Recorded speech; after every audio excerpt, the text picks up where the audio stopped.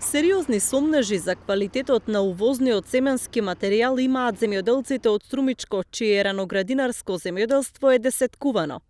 Наместо да берат пролетна зелка во очекуваните количини, тие се соочени со огромни загуби, бидејќи наместо растението да врзе плод, тоа процветало. Треба да се видиме со застапник кој е за семето.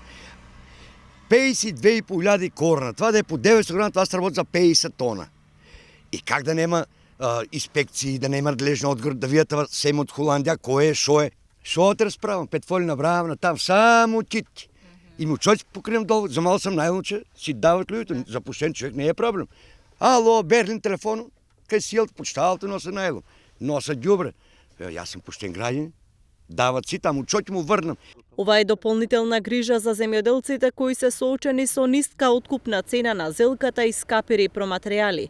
Дополнително, и откупот не е стабилен. И ако нема кој да те презема, и ще остана работа.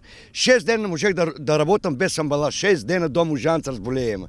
На тај звон не дигот, сега нема и откуп доволно. По едно камиончи дават само на пријателя. Значи, за секој не може да дојде до амбалаж.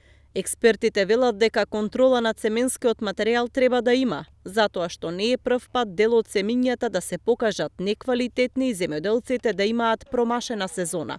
Но сметаат дека дел од пролетната зелка годинава може да процвета и поради непогодните временски услови.